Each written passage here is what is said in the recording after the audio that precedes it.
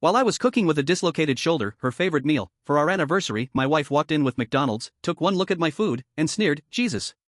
Even your cooking looks pathetic." Then she turned to our 6-year-old and said, "Sweetie, just promise me you'll never end up with a failure like Daddy." They laughed. I quietly packed the meal into the fridge and ate nothing. I left my child and wife to fend for themselves. Now she's crying outside my office, begging for help. It happened 2 nights ago, and I'm still shaking. My left shoulder was out of its socket. I knew it the second I tried to pull a cast iron pan down from the rack and felt that white-hot snap shoot through my arm. But I didn't scream. Didn't make a sound. Because I had a plan. It was our anniversary. And after 6 years of slowly being chipped down into someone I barely recognized, I decided to do something good. Something she loved. One last try. Her favorite meal, lemon garlic seared salmon, rosemary potatoes, asparagus with hollandaise. She used to beg me to make it when we were first dating. Back when I still felt like a man she respected. I had the groceries ready. Table set. Candles lit. Even wore the shirt she once said made me look like the guy you fall in love with in a movie. And then pain. My shoulder gave out halfway through slicing lemons. I dislocated it once before in college, playing basketball. This was worse. But I kept going. One-handed. Gritting through it.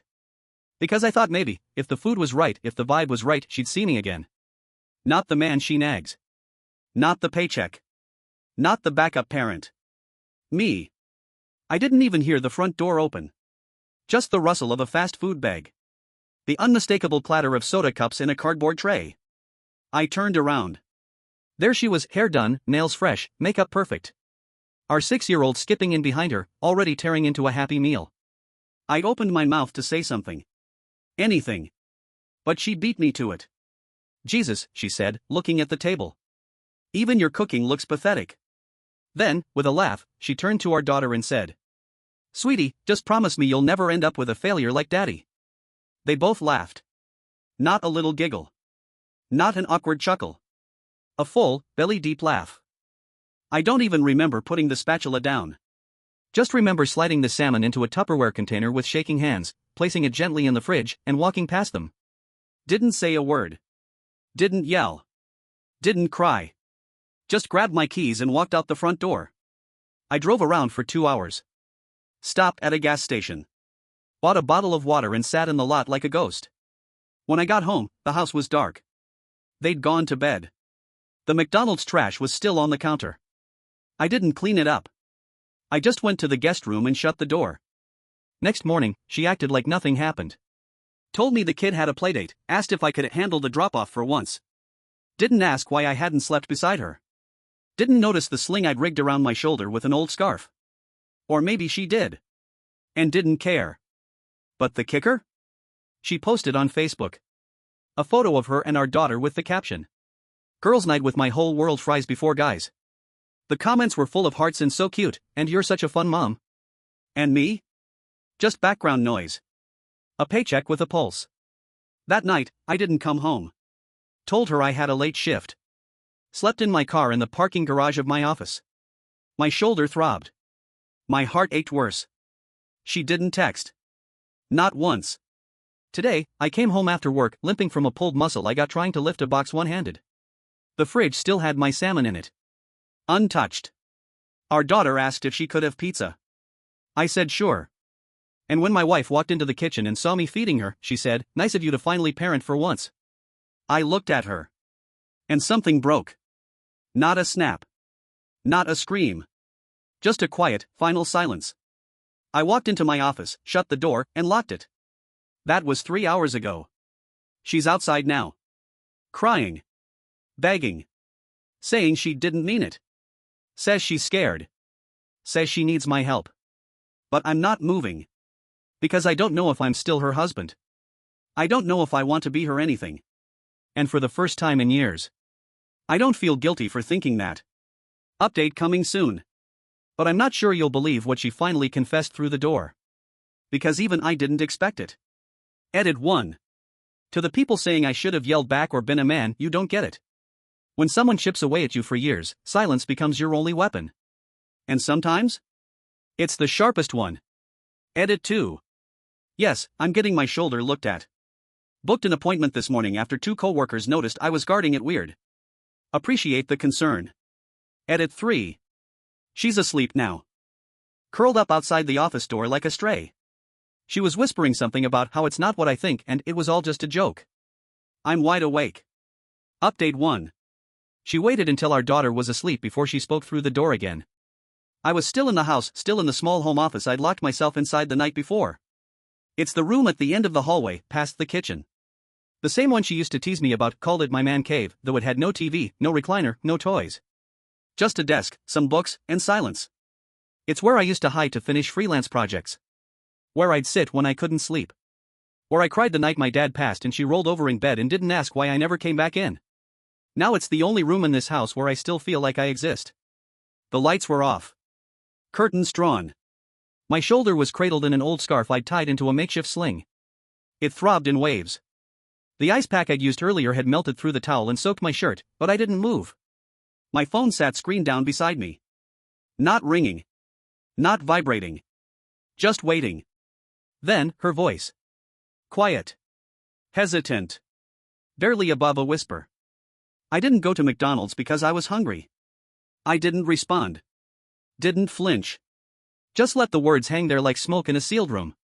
She exhaled shakily. I went to meet someone. Still nothing from me. I was gripping my phone now, thumb hovering over the record button. Something in her voice had shifted. Too careful. Too honest. So I tapped record. Not for revenge. For proof. She didn't know. She kept talking. It wasn't the first time. Her voice cracked then, just slightly. Like she'd rehearsed the line a dozen times but didn't expect to say it out loud. I didn't mean for it to happen, she said. It started small. Just talking. Laughing. I felt seen again, and I don't know. I guess I wanted to feel like someone wanted me. Still I said nothing. Not because I didn't have words. But because silence was the only weapon she never learned how to disarm. She kept going. It wasn't just one night. It's been a few months. Since April, I think. I don't even know why I'm telling you this right now. I don't want to lie anymore. There it was. The real anniversary gift. 6 months of betrayal. Whispered like a bedtime story outside the door where I used to read to our daughter when she couldn't sleep. I didn't plan it. I swear. I was just lonely. You're always working. Always tired. I felt like I was fading. I almost laughed at that. Lonely? While I cooked her favorite meal with one working arm? While I iced my shoulder in silence as she mocked me to our kid? Then she said something that stopped everything. I don't even know if I want this life anymore. Not this marriage. Not you and me. This life. Like she'd accidentally picked up a husband, a child, a home and now wanted to exchange them for store credit. I didn't move. Didn't even blink. Just sat there, spine straight against the wall, every word branding itself into the part of me that used to hope. Eventually, her voice faded into sniffles. Then silence. I heard her get up. Her footsteps retreated down the hallway. A door shut. I waited 10 minutes. Then I opened mine. The house was dark. No TV. No music. Just the faint hum of the fridge and the weight of everything she'd said still thick in the air. I walked to our daughter's room. Door cracked, nightlight still casting little stars across the ceiling. She was asleep. Thumb in mouth. Stuffed giraffe tucked under her chin. I sat down beside her bed, careful not to wake her. And cried. Not sobbing. Not loud. Just tears slipping down my face as quietly as I had slipped through this life for years. Because that was the moment I knew. This wasn't about a failed marriage. It was about a home that never existed the way I thought it did. The next morning, she acted like none of it happened. She made coffee. Scrolled Instagram. Asked if I could take our daughter to daycare because she was running late. No apology. No follow-up. Not even a glance at my shoulder, which by now was visibly swollen beneath my hoodie. I drove our daughter to school. Then I drove to a man I met 6 months ago at a parenting seminar. Divorce attorney.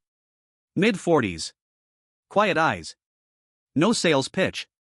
I told him everything. Played the recording. He took notes. Nodded slowly. When I finished, he said, "You're already ahead of 90% of my clients." You're documenting. You're calm. That's good. Then he looked me in the eye. You ready for the long game? I didn't speak. Just nodded once. He gave me a checklist. Screenshots. Financials. Calendar logs. Text threads. Even suggested getting a medical evaluation on the shoulder, said it could be relevant if things got contested. Don't leave, he told me. Not yet. Not unless you feel unsafe. Leaving first gives her control. You need to build your exit. Quiet. Smart. Full of receipts. So I did. I drove home. She was watching a true crime documentary, legs curled on the couch, hair in a messy bun like it was any other Tuesday. Didn't ask where I'd been. Didn't ask why my hand was wrapped around a manila folder full of bank statements. She just smiled and said, I was thinking sushi tonight. Like old times. I nodded. Then walked into my office, closed the door, and opened a new folder on my laptop. Title, Exit Plan. She doesn't know what's coming. She thinks the silence means I'm breaking. But really? It means I'm sharpening. Next update soon. Because the man she's trying to manipulate doesn't exist anymore. All that's left now is a father. A planner.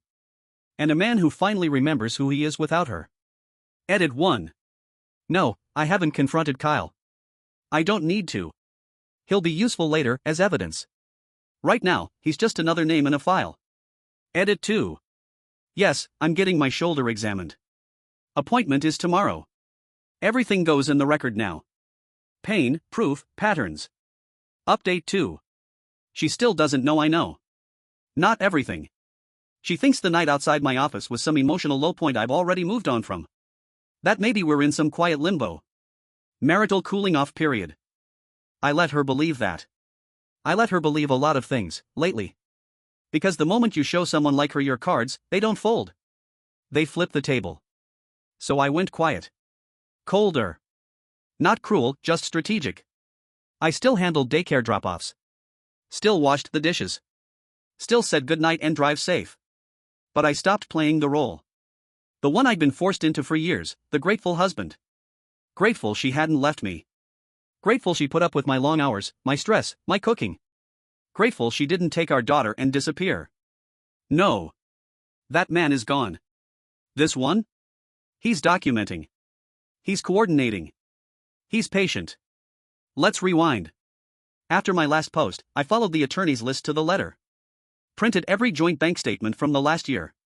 Highlighted the odd withdrawals, hotel charges, Uber rides near the gym at 10 p.m., Venmo payments to names I didn't recognize. Compiled 6 months' worth of texts she sent while claiming to be at book club. Screen recorded her social media posts. Captured timestamps. Then, I pulled the location data from her Google account. She'd forgotten her iPad autosynced to our home Wi-Fi. Still logged in. Her entire movement history, month by month. She was very consistent. Same apartment complex. Same gym parking lot. Same quick errand excuses. And one weekend when she claimed she was visiting her sister out of town? Her GPS said otherwise. She was 5 miles away. At a hotel with Kyle. For 3 nights. That's when something inside me stopped hurting. It didn't feel like betrayal anymore. It felt like paperwork. A week later, I went to urgent care for my shoulder. The doctor, older guy, straightforward, asked what happened. I told him I dislocated it lifting something. He noted the old scar from my college injury, asked how long I'd waited to get it checked. About a week, I said. He looked up. Why'd you wait? I just shrugged with the other shoulder. Didn't feel like a priority. He sighed. Men like you don't get help until it's bad enough to break you. Don't wait next time. I got that in writing too. The next phase was tech. I set up a new phone. Different number. Registered under a separate Google account. Synced my files to a secure cloud drive. Backed up every document, text, voicemail, and photo to 2 encrypted drives, one kept in my office, the other with a friend. The goal wasn't revenge. It was survival. And one thing the lawyer said kept echoing in my head. Don't make noise. Make moves. So I did. And then I made the biggest one yet. I told my boss. He pulled me into his office after a staff meeting. Said I looked like I hadn't slept in weeks. I hadn't. I closed the door, sat down, and told him everything. Not in a victim-y way. Just the facts. Calm. Professional. Precise. Told him I'd be needing a few personal days. Maybe some remote flexibility. There might be hearings down the road. He surprised me. Said he'd gone through something similar. Told me to do what I had to do. That the company would support me. Then he leaned in and said, "When this is over, you're still standing. Remember that." That night, I tested her. Asked if she wanted to go out Friday. Date night. I'd make a reservation. Get a sitter. Her eyes lit up. Not because she missed me. But because she thought she'd won. She started rambling about a new dress. Asked if I still liked sushi. Said, "I feel like things are getting better." I smiled. Said, "Me too." She never asked why I wasn't limping anymore. Why my shoulder was in a proper sling now. Why I moved like someone who'd stopped pretending to be weak. She didn't notice the papers in my briefcase either. Or the tiny recorder in my jacket pocket. Friday came. She put on makeup. Wore the red heels I hadn't seen in years. Our daughter stayed at her friend's house. We drove in silence to a nice little restaurant downtown. The kind she used to make fun of, called it bougie with no flavor. She laughed too loud. Touched my arm too much.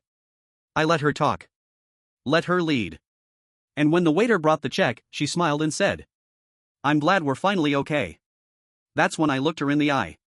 And said, "I know everything." She froze. Smile still stuck on her face like a glitching video. "I know about Kyle. I know about the hotel. I know about the gym meetups, the burner Instagram, the Venmo payments, the Google Maps history." I didn't yell. Didn't cry. Just watched the color drain from her face. She said nothing. I leaned in. "I've already spoken to an attorney. I have everything documented. And if you fight me on custody, I'll bury you in timelines and receipts. But if you cooperate, if you give up primary without dragging our daughter through this, then I won't bring any of it into court." Her voice trembled. "You'd do that to me?" "No," I said. "You did that to you." She started to sob, quiet, choking gasps that made heads turn. But I didn't care. For the first time in years, I wasn't shrinking to make her more comfortable. I signed the check, stood up, and walked to the car. She followed 5 minutes later. Didn't speak. Just sat in the passenger seat, wiping her eyes like it could erase everything. Back home, I didn't go inside. I handed her a folder with the separation proposal and told her to review it with a lawyer. "Deadline's in 2 weeks," I said. "Don't miss it." Then I got in my car and drove to a rental unit I'd already signed for. 1 bedroom. Cheap. Clean. No toys. No memories. Just a new key in my hand and silence I chose. That was 12 days ago. She hasn't responded directly. Just sent a few vague texts. "We should talk. It doesn't have to be like this. She needs both of us."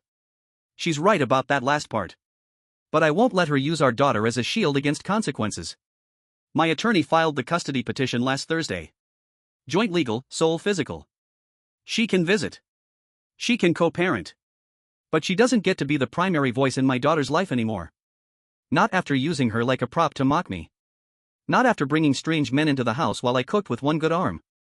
Not after smiling over sushi and pretending the knife in my back was a joke. Today, something changed. I picked up our daughter from school. She got in the back seat, hugged her giraffe, and said, "Mommy cried again today." I kept my face still. "What did she say?" I asked. She said, "Daddy's trying to take me away." But I told her, "No, he's not. Daddy just wants quiet now." That hit harder than anything else. Because she saw it. The same way I did. I didn't speak for a moment. Just drove, one hand on the wheel, one hand resting gently on her knee. "You're not going anywhere," I said. "We're going forward. This is the last update I'll post. The legal stuff's in motion. My phone's full of documents, deadlines, and digital trails. The silence has served its purpose. Now. It's time to rebuild. Not for revenge. Not even for justice. Just for peace. For mornings where I don't flinch when I hear footsteps. For dinners that aren't followed by insults. For a child who grows up in a home that feels safe. I don't need her apology. I don't need her back. And if you're reading this wondering if you should leave, let me say this. If someone mocks your pain in front of your child, you already have your answer. Because love doesn't laugh at your lowest. It listens. And if silence is the only language they understand, then speak it fluently. Until you're free. Edit 1. No, I won't be updating again. The next chapter doesn't belong online. It belongs to me. And my daughter. And whatever piece we build next. Edit 2. For those in similar situations, start small. Save files. Write dates. Get quiet. Be still. That's how you survive long enough to reclaim your voice. Edit 3. You're not weak for staying quiet. You're strong for waiting until your voice becomes undeniable. It's not about getting the last word. It's about making sure the right one is the one that echoes.